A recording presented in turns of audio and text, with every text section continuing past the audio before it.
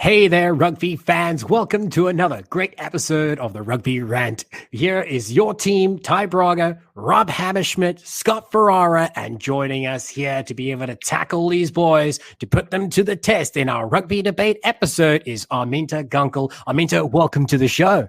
Thanks for having me. Oh, it is a pleasure to have a great OGDC supporter. I don't think we've had one for quite some time. The last one actually was John Fisser. That's right.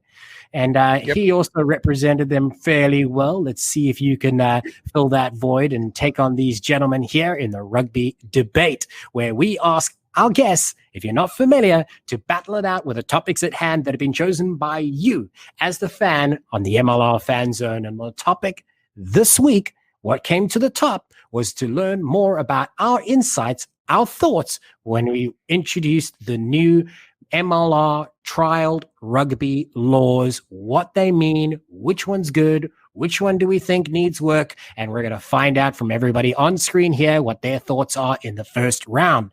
So, once again, if you are tuning in for the first time, I remind you that each of our players here today have 2 minutes to be able to rant about the topic at hand. Should they go over their time, they will be awarded their yellow, which is your first warning. Should they continue to abuse that time clock, yes, Rob, that's right, we also call it the cheese. How can I forget? Given to us by TJ Olsen. Now, more importantly, what happens if you go over your time again? Well, there's also going to be the red, although this has a slight variation given the theme of the topic and the new MLR laws.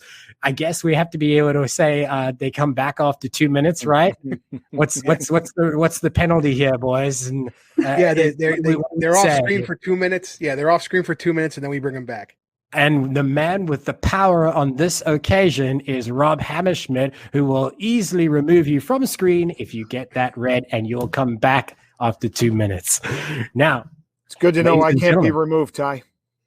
What's that? I said it's good to know that I can't be removed. Oh, yeah. Perhaps so there will be no wine with my cheese, big guy. Yeah, we'll see about that, Rob. You know, it's funny. I was looking at Ty, and it reminded me, friend of the show, Wendy Young was actually on camera for a little bit. She was helping the officials on the sidelines at the Houston match, and Ty is wearing the same zip up from the rugby shop as her. That's a sweet friggin' zip up. And you go and you go to rugbyshop.com. Sorry, you continue, man. Yeah, no. Floor is yours.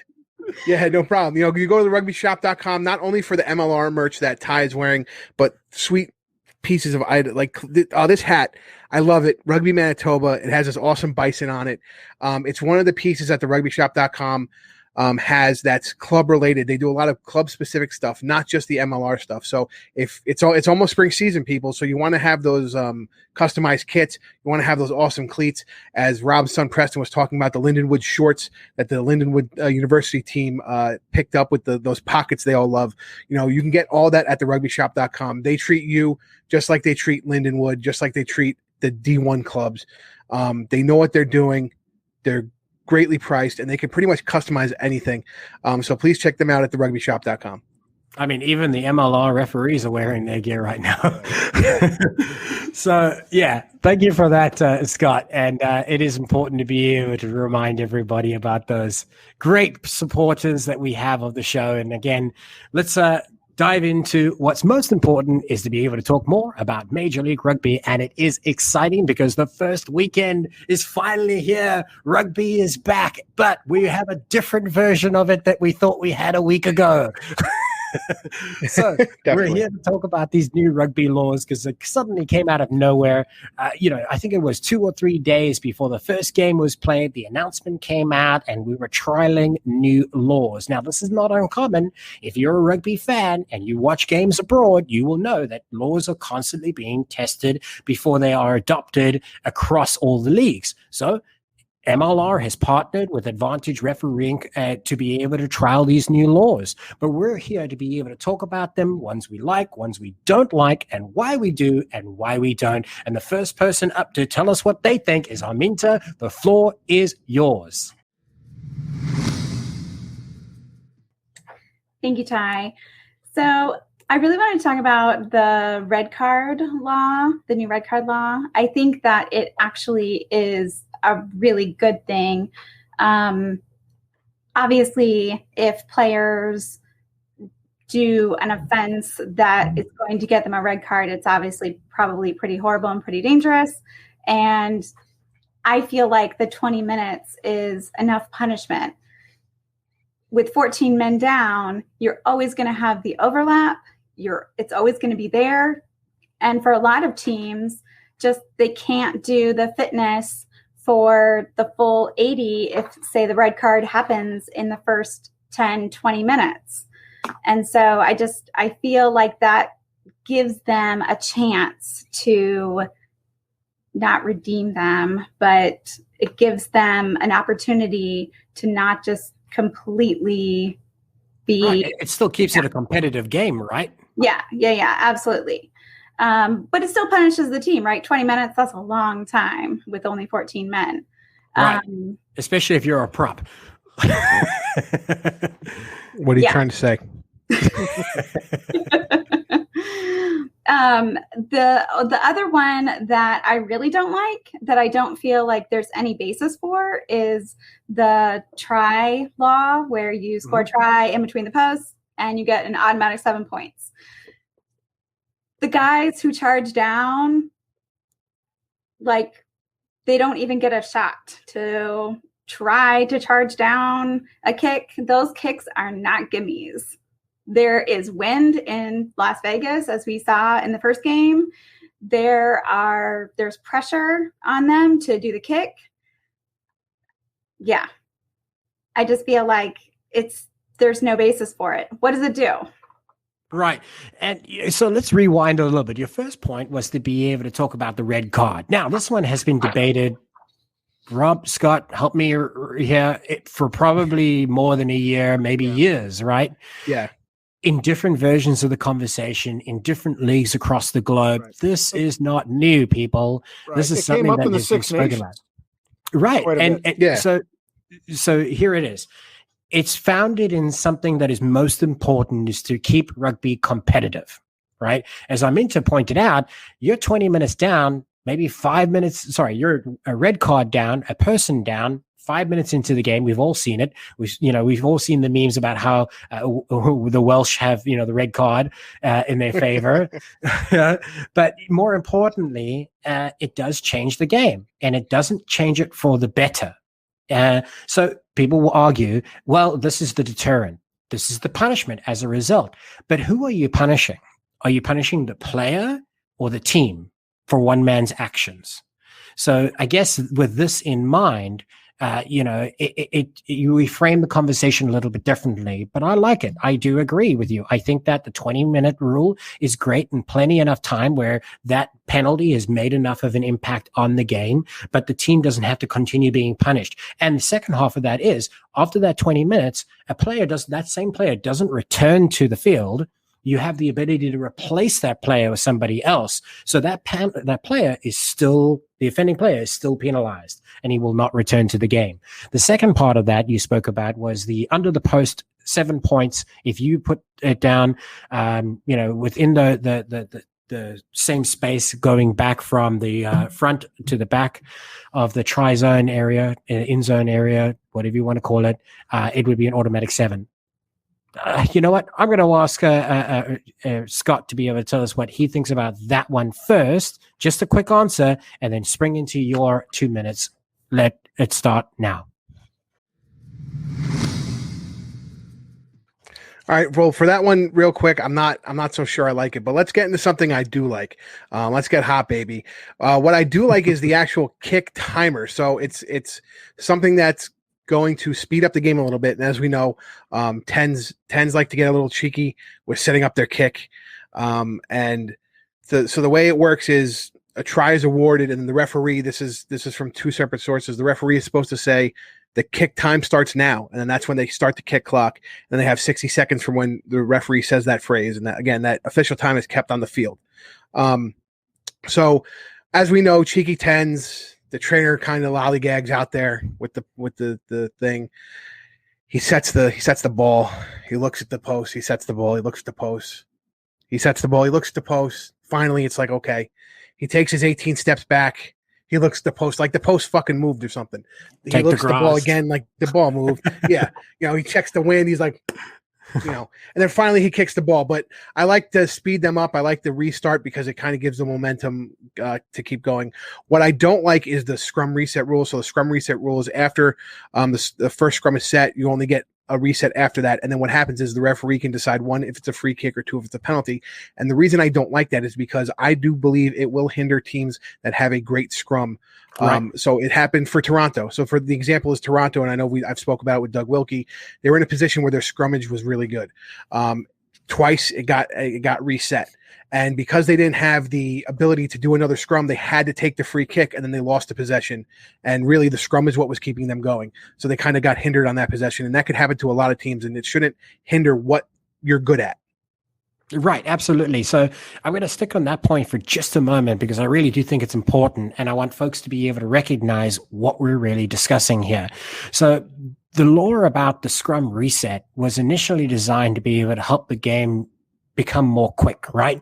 To be able to reduce the time wasting opportunities that players have in the past exploited to their advantage, whether it be to be able to catch their breath or to be able to slow the clock because they've only got to run out 2 minutes before the game's done, right? So this is a tool that's been used in their arsenal, whether it be used for good or bad. It depends on how you as a team decide to use that ability. So the very same thing will form eventually with this new set of rules. But what it has done, and why I personally don't enjoy the new scrum rule in one part, is because, as Scott had pointed out, if this is one of the tools you have in your arsenal, if this is one of the great weapons that you have to be able to use against your opposing teams, that your scrums just absolutely dominate, why are you being restricted to use that? Right? So if you consistently will find yourself in positions 5 meters out, and here's the scenario just to consider, you're 5 meters out from the line, collapse scrum, reset, collapse scrum, free kick or penalty. Well, no, my scrum is strong enough. If I set the scrum again, because I want to choose to, I can push them over, and I can now draw 5 points from this more easily because I'm using my strengths, right? Does that ability still exist? Can I make that choice? I personally don't know the answer to that. Scott, can you offer further clarity? Yeah, no, it's you're not allowed to ask for a scrum, but here's the thing: you can always quick tap, and I think you have that ability, and they're going to realize that in the next couple of weeks. Sure, but if I quick tap, I'm still got 15 guys in front of me. I haven't sucked in 8.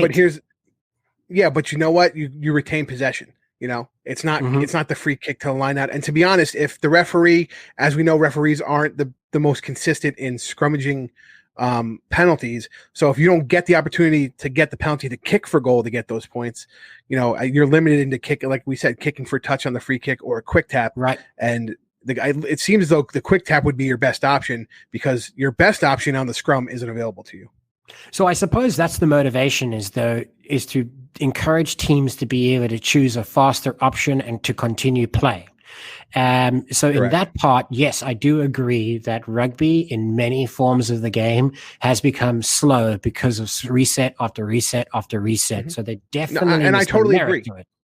Yeah. Yeah, no, I totally agree with that. I think they have to find a different way to do this one. Maybe it's a scrummaging clock where you have 15 seconds to start the scrummage, and then after the third one, the second reset, we go to this. You know what I mean?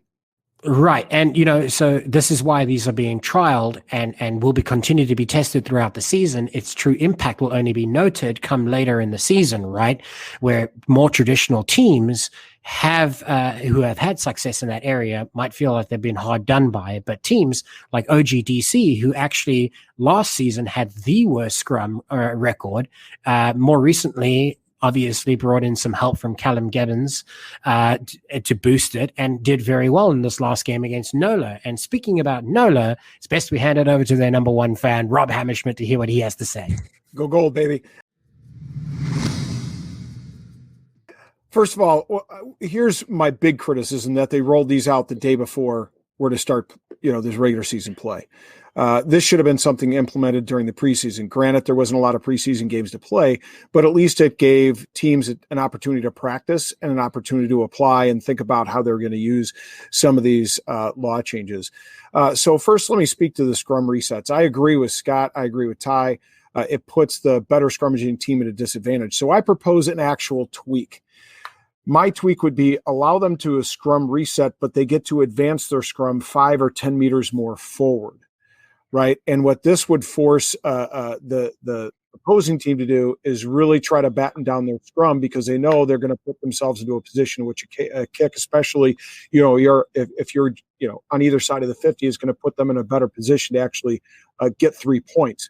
Right. And it also gets them in a better position where now, you give away another penalty in the next scrum, you're going to be putting yourself on your back foot, because they're going to be able to put it in the corner a little bit more easily instead of for that rolling maul that Rooney's famous for. So that's a change I would make. The second thing, I'm going to speak to the offsides line. I'm not a big fan of this one.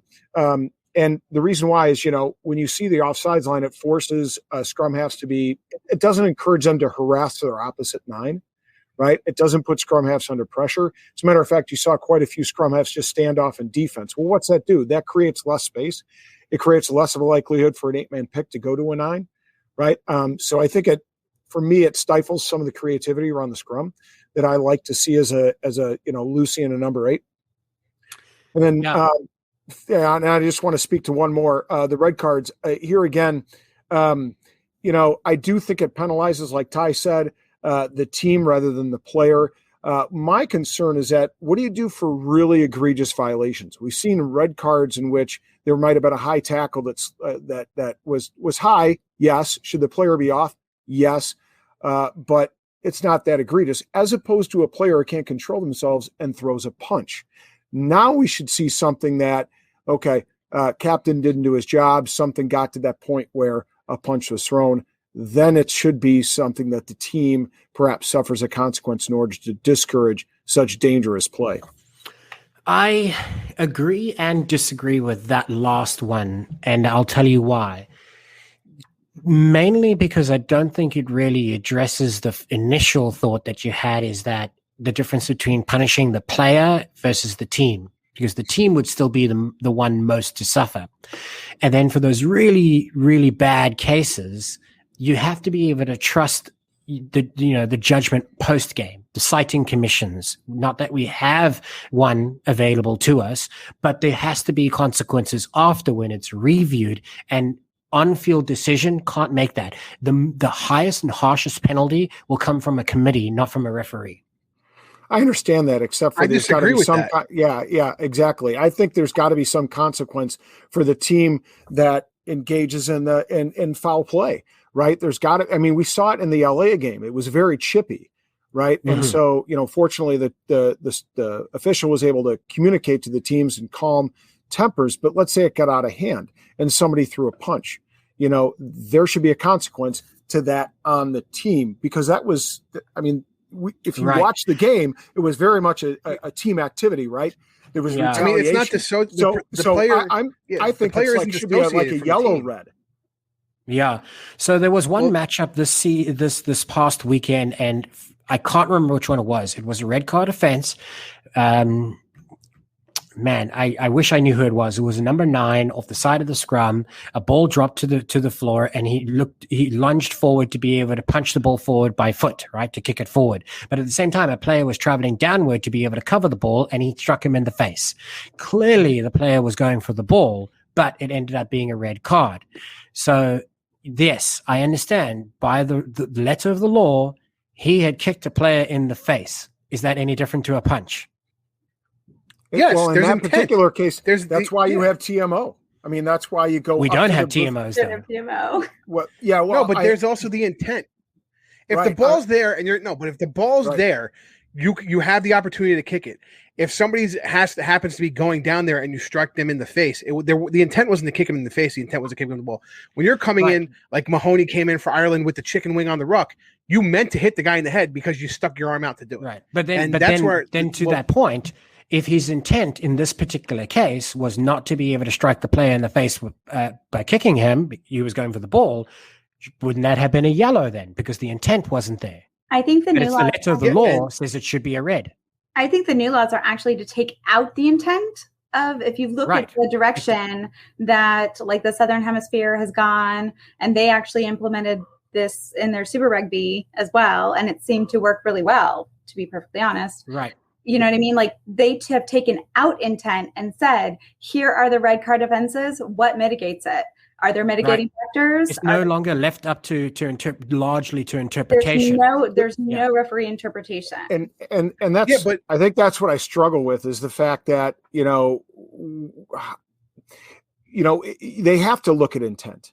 I think that's look, when you reach across and pop somebody, like think about back to that Australia game where the Australian 8, it was back in like the late 90s, where he just started waylaying Frank Bunce.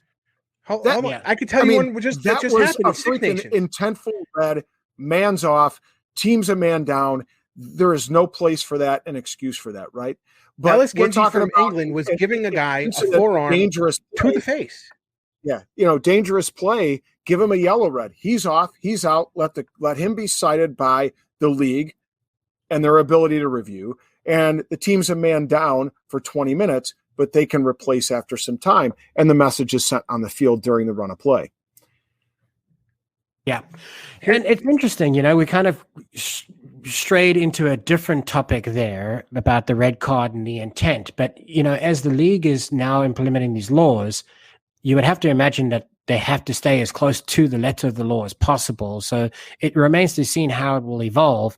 But I wanted to circle back around to some of the other ones very quickly to be able to get an opinion from each of you. So the one that Arminta had spoken about that we didn't really dig into was the automatic 7 points if you score under the post or in the line of. So what does this mean, right? So if you're not familiar with really what I'm talking about, essentially it is a try that's scored is 5 points. You normally would have it set from that mark going back. The kicker would take the extra 2. So is there room for error? Absolutely, because you still have to have a kicker involved. You've now removed any of that opportunity for error, and they get the automatic 7. The second half of that is those additional 2 points are then awarded to the person who scored the try, which is a second layer to that there. So we know how Arminta feels about that. Scott, you said you're not in favor of it. I want to know why. Because I think it takes out the human error portion of it. I mean, at some point, a little wind can come and move that ball off the tee a little bit, and the guy can shank it. As far as the second part of that, the points thing, I'm a prop. I could care less who gets the points as long as we scored the points. You know what I mean? For me, for people to even say that, like we had heard from some people that some people on some teams were complaining about that. Man up. If you scored the try, or somebody else scored the try, man up that you didn't get the 2 points for the kick. But again, I think it takes out the human error. And again, 99.9999%, that 0.00001% can still happen. And that would be the game changer too. Yeah, we've all seen it. The guy runs in, slips and falls on the run up because it's a wet pitch or a loose soil. Things happen, right? And that's what makes the game interesting. And quite frankly, that's kind of why I'm a little ambivalent. It doesn't bother me that much, but in thinking about it a little bit, one of the things that I do think is interesting, go to that exact situation, except now the player that's running under the post, he's trying to get himself 2 extra points just to, not to pad his stats, but, trying to get himself 2 extra points. And he slips and goes, out the back end. Right. And now all of a sudden, no try completely changes the game.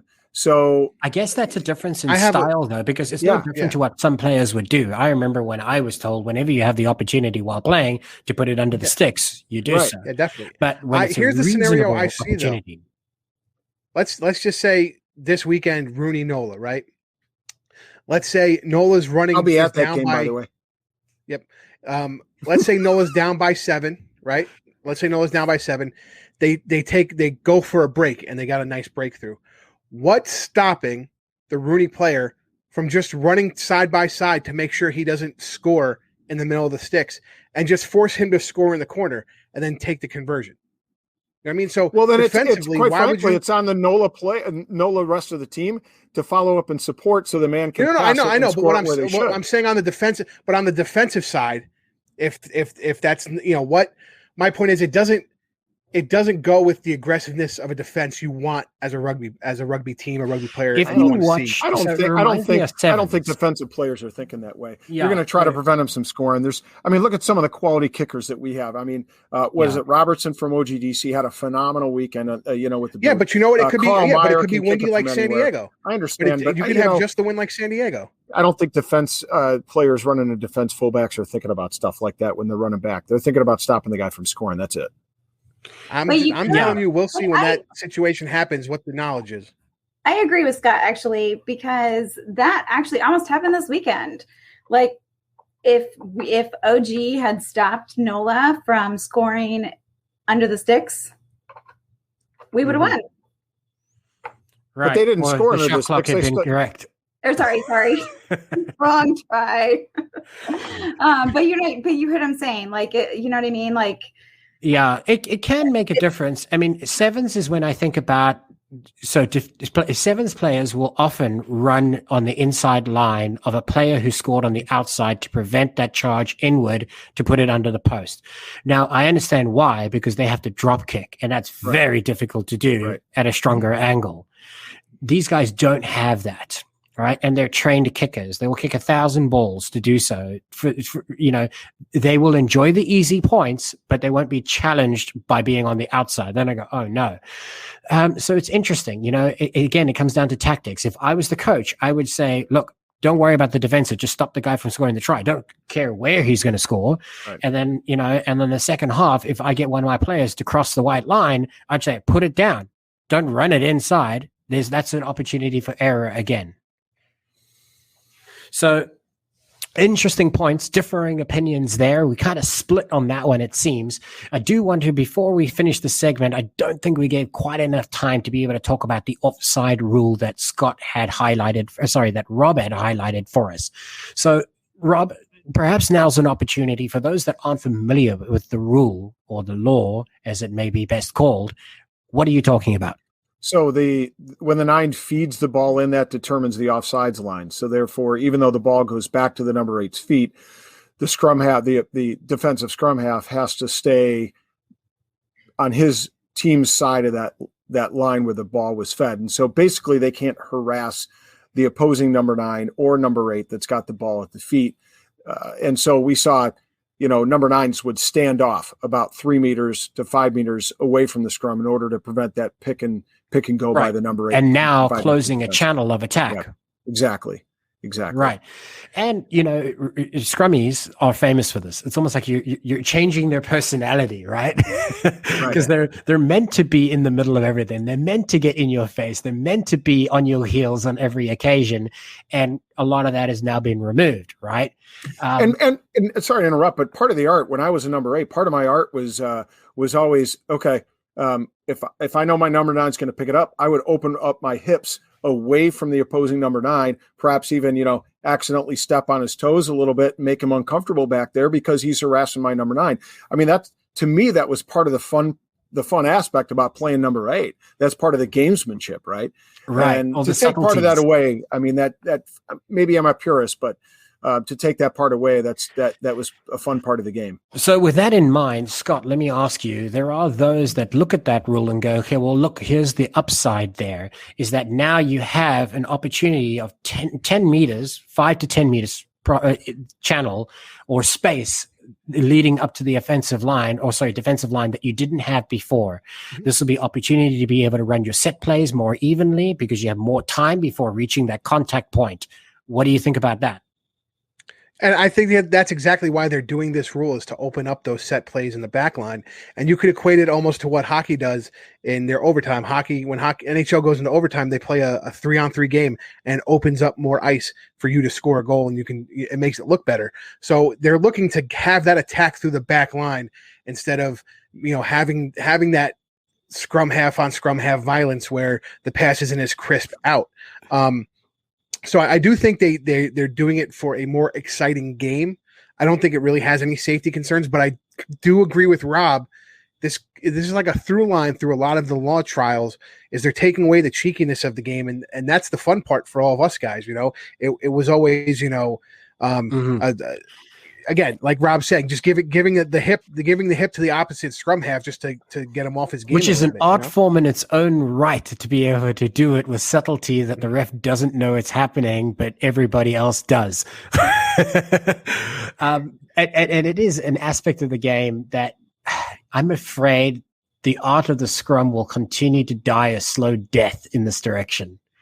Because there's been conversations about its impact in the game, and now with the reduced strategy that it has, impact it has in the game, with the feed being different, the position of the scrummy being different, the how many times you can reset, the choices you can make on certain parts of the field.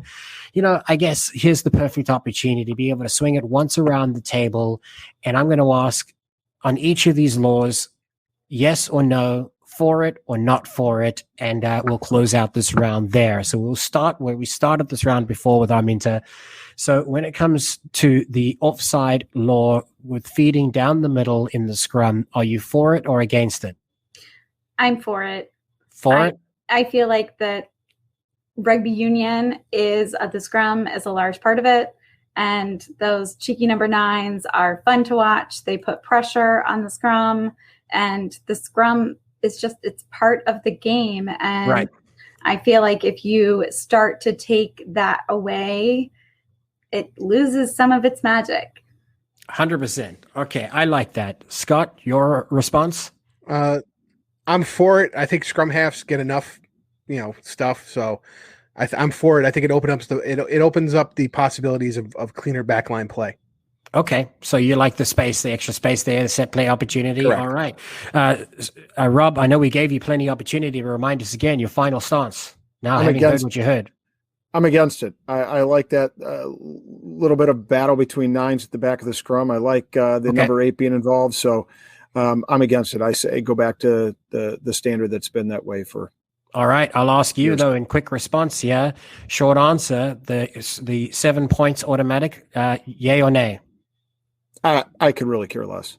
It doesn't bother me one way or the other. Never scored any points. No, listen, no. But you remember when they changed the penalty try to an automatic 7? That's true. That's true. I remember coaching a game. They never told us at the high school level, hey, we're going to trial these laws. I never got an email, never got any notification. All of a sudden they score, we have to march back and kick it. I'm like, what the hell happened? And then, the referee explained it. And I was upset then. Now it doesn't even matter. So right. I get you. Yeah. Just becomes a part of the norm. Okay. Right. So Scott, final answer on that one. I'm not a fan of the 7 points, and here's the difference with the thing Rob described about the penalty try. The penalty try is supposed to penalize somebody for clearly blocking the points that are going to be scored versus just giving it points to an offensive play because of where you spotted the ball. That's where I think there is a difference between the 7 for penalty and 7 for this. Yeah, I recognize that. Remind me again, what was your answer on that one? Yeah, I'm not a fan of it. Oh. Not a fan. Okay. And obviously we know, Arminta, your answer, but tell us one more time. Not a fan. I feel like it brings excitement to the game, that you're waiting, holding on bated breath, that your kicker doesn't screwed up even 5 meters away. Yeah. Happen. Getcha. Okay. Quickly, one more time around the table, the kick clock. Thoughts, Arminta? It speeds up the game, and I completely agree with it. Excellent. Scott? What she said. Even shorter. Can you do it, Rob? Yes. I like it. Well, there you have it, Rugby Rant fans. It is an opportunity to learn more about these new laws, how they will be used, how should they be used in our opinion, and whether we'll find out whether they work or not will come to be at the end of the season. For now, we know what we think about it. We'll continue to watch it as we learn more throughout the season. But before then, let's go ahead and take a quick break as we learn more from one of our sponsors. Tighthead Brewing Company is Chicago's premier location to watch rugby and enjoy quality ales and lagers for all seasons. Located in Mundelein, Illinois, in the heart of Lake County, owner Bruce Durr and the Tighthead staff will ensure you're kept well hydrated so you don't miss a single scrum. Tighthead Staff Room is like the familiar rugby clubhouse in which friends and families can meet, socialize, and enjoy the action of every Major League Rugby derby that will electrify the 2021 season. Join us weekly for the watch party. The NOLA Gold this week play host to Rugby United New York.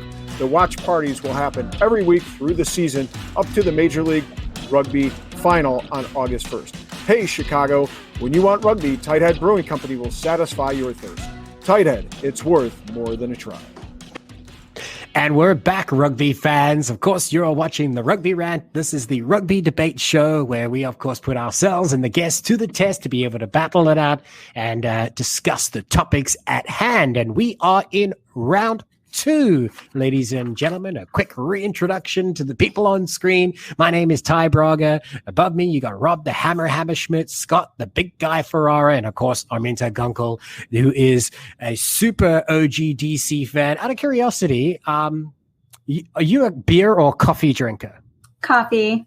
Coffee. Okay. So being a big fan, if you had the opportunity to have coffee with somebody from OGDC, a player, who would you choose? Oh, that's a toughie. I think it would have to probably be Callum Gibbons. Yeah, okay. We've been following him back from his mullet days. From his mullet days. I like that. Former Hurricane? Yep. That's funny, yeah. The reason I bring that up is we're fortunate enough to be able to do what we do with the help of great sponsors and partners. So that would be Rugby Coffee, as you saw the mug there from my colleagues on screen. Rugby Coffee is truly a brand that lives exactly what it says. And when it personifies the spirit of rugby, trust me, they certainly do, because they give a big chunk of what they do, of their proceeds, back to building rugby communities across the globe and helping it develop across many continents. They have ambassadors as far as Sri Lanka and all the way to more close by in Canada, with DTH Funamava being one of the ambassadors for them, who we recently had on this show. Yep. And that also leads me to the opportunity to talk about that Giltini, because the topic at hand is to be able to discuss the action over the weekend, because we were all excited to be able to learn about rugby, how it took place, what are our thoughts, what are our insights, and we're going to dig deep. But we couldn't do it for all of them, so we picked the one that we know people were most interested in, was the much anticipated debut of the Giltinis. And we're going to start this round as we did before, reminding you that each person has 2 minutes to be able to rant. And should they go over it, they'll get their yellow. If they continue to do so, they may receive the red. We haven't seen one just yet. Maybe it will be Rob Hammerschmidt. So let's hand it over to him to find out what his thoughts may be when it comes to the LA Giltinis and the Free Jacks. Well, actually, I may get the red. Because I'll say this, in spite of the fact there were no fans in the stands in that New England LA match, I thought the pitch looked phenomenal. I thought the venue looked phenomenal. I thought the camera angles were phenomenal. And I tell you what, they can manage the fan angles when fans return, but what a brilliant sight for the first ever LA match. It was impressive. And I know the guys in the pitch had to have felt like they were in the best stadium ever, being in that situation. I want to talk about and address the fact that a lot of people complain about the broadcasting of the of the San Diego match with Rooney.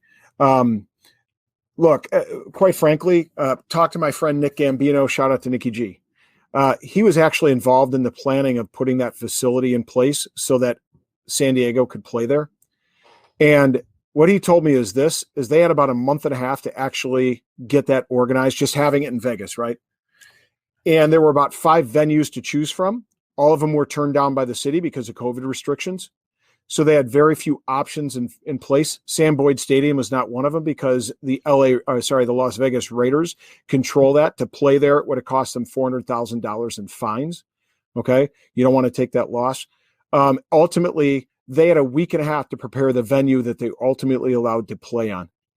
Okay. And that was after permits were trialed. That's after dealing with all the red tape involved from the health department and the state health department, dealing with the state itself. They had 2 senators and a mayor there, dealing with the Parks and Rec, dealing with all the bureaucracy that they had to deal with to put that on. They did a heck of a job. And by the way, to a man, I am told that the San Diego players were ecstatic about the surface itself. They thoroughly enjoyed playing there. And quite frankly, 50 to 60 mile an hour winds, which they were experiencing, I don't care what kind of post you're going to put up there, it was going to be problematic. So give the guys a break, okay? I'd rather see that game from the camera angles it was put on than not see the game at all. Done deal. Right.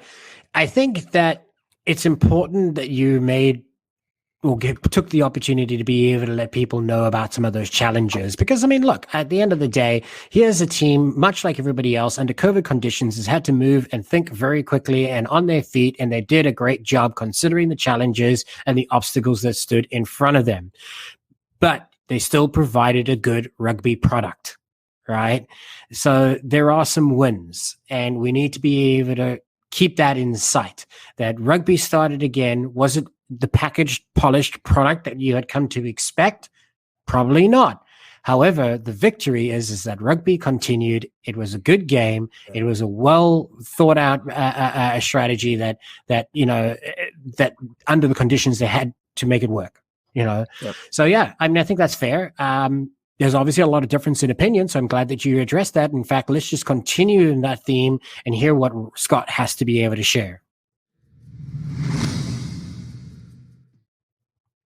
I agree with Rob about the San Diego and the Rooney match. And here's the other thing, with those 50 and 60 mile an hour winds, you can't use a scissor lift. It's unsafe. So they just had to keep the camera on the ground. There's nothing you could do about that. But going into another point that Rob didn't speak about, a lot of the broadcast teams weren't on site to watch the match. So they're watching exactly what we're watching. So going back to the Rooney San Diego match, Scott Green had a great microphone on him. He projects his voice, but the wind is howling so much that that's what you're getting on the feed. So you miss things like when he talks to somebody and maybe sends them off, especially when the camera's not on there. So me as a fan, I picked up on the 2 yellow cards Rooney got, but the broadcasting team didn't. And you have to realize the broadcasting team not only is trying to listen, trying to watch, they also have producers in their ear telling them this is happening and that's happening and this is happening. So it's not like they're just paying attention. Yeah, too. Yeah, you have the referee in your ear, and sometimes you're just hearing because of that wind. You're going to have those miscommunications, and to be honest, every broadcaster that broadcasts for the MLR has been doing this for a while. So it's not like they're not professional. I mean, Down Stanford, Mike Powers, Pete Steinberg, Matt McCarthy. I mean, those guys are the pinnacle of what we expect out of broadcasters, and they did the best they could with what they had. I do think that it's going to get better. I do feel bad for the way it went down for that Legion match, but that wasn't the only match there. And for people to compare anything going on in the Coliseum to any of the other stadiums, the Coliseum has been around since the 20s. The Trojans have been playing there since the 20s. They've been televising football games there since the 60s. So it's set up for football, and the Trojans currently play there on ABC every week in college football season. So you can't compare that to Aviva Stadium, which just opened up, or the Gold Mine, which was a purpose-built baseball stadium, and you have to figure out the angles that now has a rugby pitch. So, for the people, saying, oh, but the Coliseum, yeah, it's the Coliseum. This is the purpose it was built for. They've been televising events there for 40 years, including 2 Olympics and another Olympics coming up. Yeah, I suppose you have to be able to look at it through 2 different lenses, excuse the pun, right? But you have to be able to recognize, okay, there's the feed from the Rugby Network, which, by the way, amazing achievement, right? To be able to offer free access to rugby content that is North American focused in that manner has not yet been achieved, right? And they've done it successfully with partners at Rugby Pass. More importantly, then you have to be able to decide, okay, the additional layer above that is what's going to be the game of the week, what's going out in CBS, what's going out in Fox. So as Rob had opened it up, and you had so eloquently also added to, Scott, is the Coliseum is a purpose-built stadium with broadcast in mind. So yes, its product is going to be more polished. Then you look at the other half of it, and I guess why people are upset is why some people may be upset is the difference between those 2 different broadcasting standards that begs the question, what is the standard? And before we jump and dig further into that, let's hear more from Arminta, who I'm sure has her own thoughts. I do. I mean, I think that LA knew exactly what they were doing when they picked the Coliseum. They knew exactly what they were doing when they picked their big stars. You know what I mean? I think they put on a spectacular, entertaining show. That's exactly what they did. I don't think that the San Diego and Rooney game was any less of a game. And I don't, just because the broadcasting was a little because of, 40 to 50 mile per hour winds and last minute COVID hoops that they had to jump through. You know what I mean? It will go up. The standards will go up. I don't even think you can compare them, really. Yeah, it's difficult. I mean, you shouldn't be putting them in the same category. And I suppose to that point, it isn't in the same category because they've clearly said, hey, this is a CBS broadcast quality stadium. That's why we want to be able to put this one on the airwaves. And in similar fashion, you have the Sabercats, who were the Fox game of the week, right? That's a purpose-built rugby stadium. Right. And so they have that in mind. Now, again, San Diego and the Legion game didn't have that. So we recognize that. But I guess, again, it's difficult to be able to answer this one, but it's an important question to ask because other people are asking it. If you knew it wasn't up to scratch, could you have pulled that plug and not showed that game? Or do you go ahead and do it? No. That's so unfair to do to the fans of Rooney and the fans of San Diego, right? And completely unfair. And to those people that criticize that feed, go pound freaking sand, right? Yeah. I'd rather be able to watch what I saw than not be able to watch my team if I was in either one of those cities. And I 100% agree to with underscore my other point, and it is that for those guys that put that on, it was an amazing feat given the short order and time they have to do, all the red tape they had to go through. By the way, the group that put that on had to beg, borrow, and steal with the city of Las Vegas in order to get the 85 family members to be able to go watch their spouses and their fathers play out on that pitch. So just the fact that they were to put that production on, kudos to them. Go pound sand, folks. Don't watch it if you don't like it. Watch another feed. Right. Exactly. And it was free, right? So it's free. And guess what? When's the last time we watched the MLR? A friggin' year ago. So what do you got to complain about? If you don't like it, watch Six Nations. People need to temper their expectations. Yeah, and I would have paid $15. You would have had to pay $15 or $20 like 2 years ago to get that crap that we get from what's that? Flow Rugby, right? And you get a feed that's just as bad. This was free at least. You can make your choice. Exactly. And there's so many victories that are being overlooked. The fact that, first up is that you could continue playing rugby. We returned to rugby, right? You had the ability to view it and you could view it for free. It wasn't on a streaming service that was behind a paywall.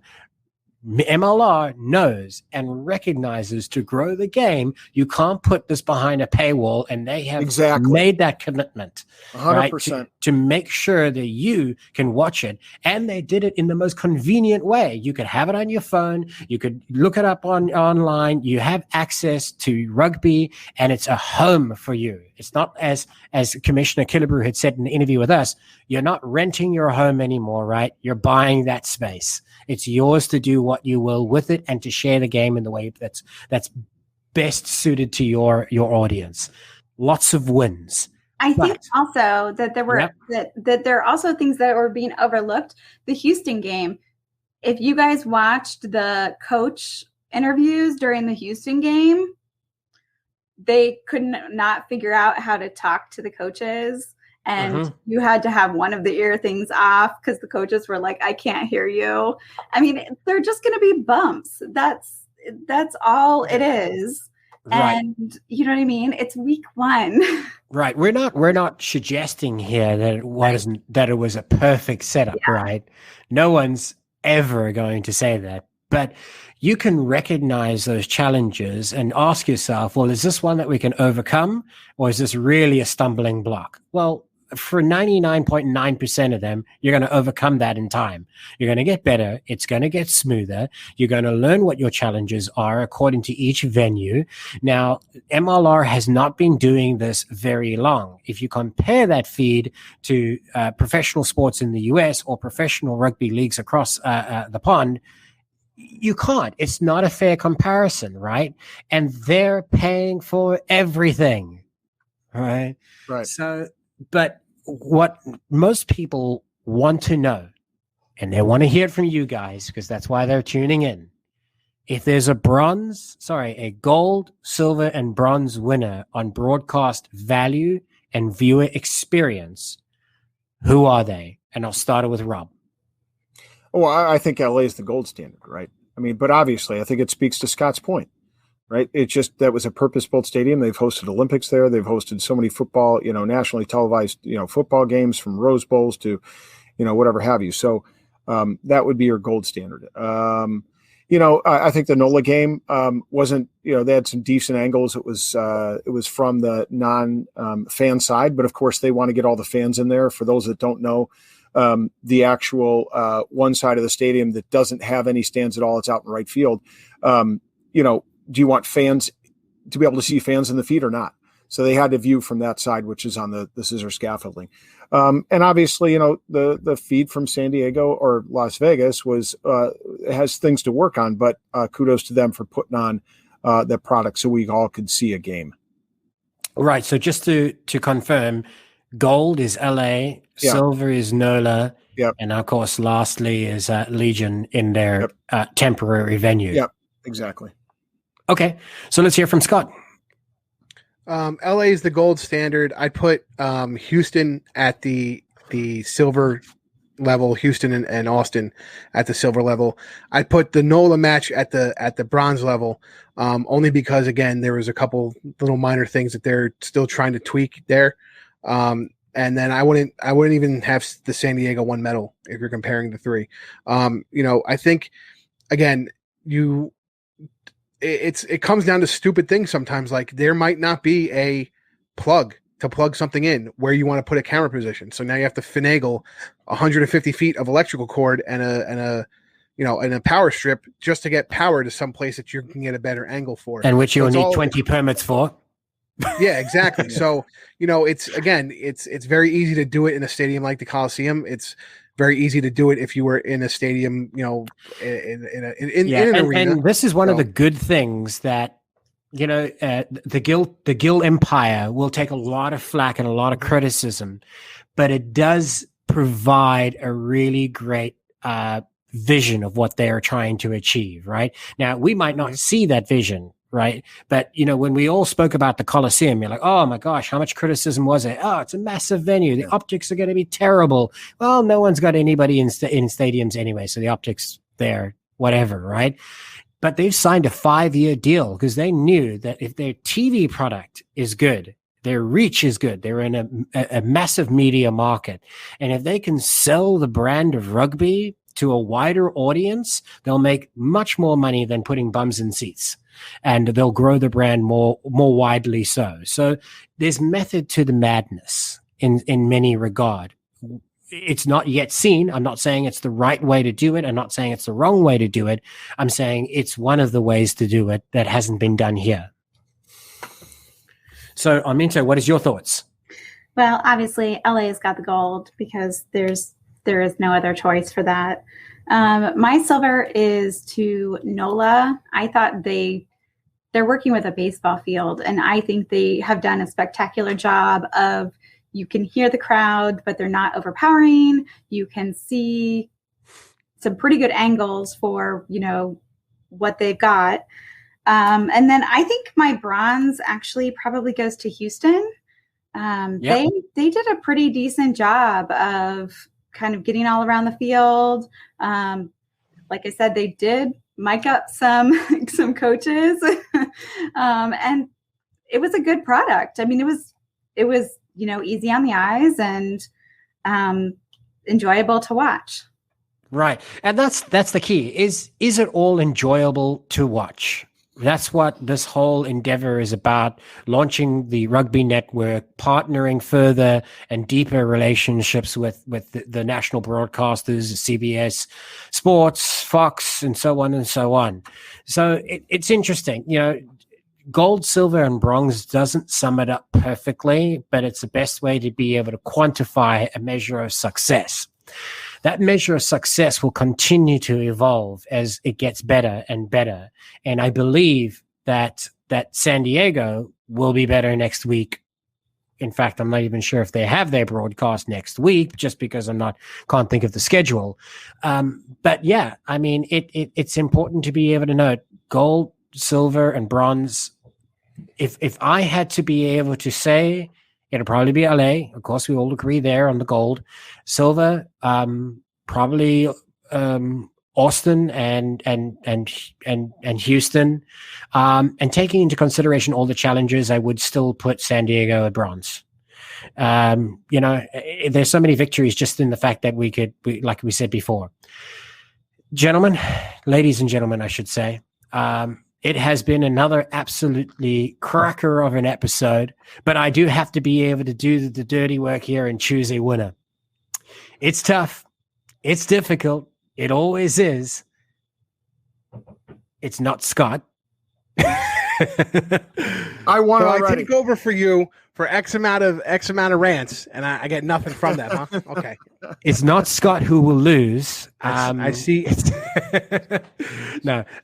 You know what? It's probably going to be Rob this time. Rob Hammerschmidt, enjoy the win. That's right. They don't come easily for me, so. It's been a while, right? Yeah, it's been a bit of a dry spell. You can call me the cactus from now on. Arminta, what we'd like to be able to do before we close out each and every episode is to be able to give our guest the floor for a moment to be able to send a message to somebody important to you, friends, family, whoever you wish to be. The floor is yours. I just want to thank my family first off, because they put up with me watching 50 million games of rugby, even though they're the ones that got me into it. That's not a sacrifice. I'm just saying. Well, ask your wife. Oh, never mind. And then I'd also just want to say shout out to everyone in Old Glory, all the fans. Super excited to be headed down to Segra Field next weekend and cheer them on for a win. Nice. Yes. And that will be the first time playing in a new stadium. It's going to be interesting. And I think, correct me if I'm wrong, they sold all their 1,000 seats, right? That they were allowed to have. Sold out. Well, sold fantastic. Out.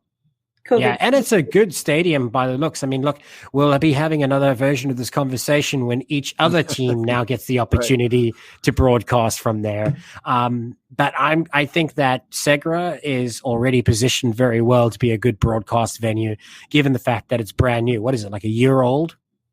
A year old, and it's also the home to some USL team. I can't remember the name. DC United. It's their practice field, and Loudon Spirit. I just messed that up completely. You're probably right, or at least you're closer than I am.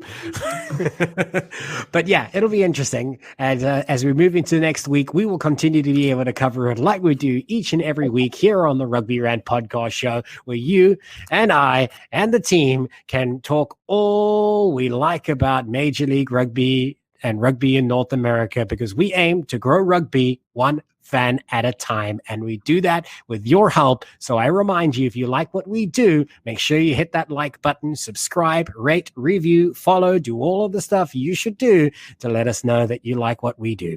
And it is very simple. You can find us under the handle at Rugby Rant Pod on all social media platforms, and you can see us here every week, Monday, for another great episode of Rugby Run, Pass, or Kick. And this episode will be released weekly. We'll drop details in the MLR fan zone, so make sure that you look out for our new schedule, which we've adjusted for the in-season. My name is Ty Brogger, the host of today's activities, alongside Rob, the Hammer Schmidt, Scott, the big guy Ferrara, and on behalf of Arminta Gunkel, we thank you for watching, and we'll see you at the next. Well, rugby fans, that's another episode done and dusted. Make sure that you follow us on YouTube, follow us on our Facebook, Instagram, and Twitter pages to be able to learn more about upcoming episodes. And once again, thank you for listening to the Major League Rugby Rant podcast show.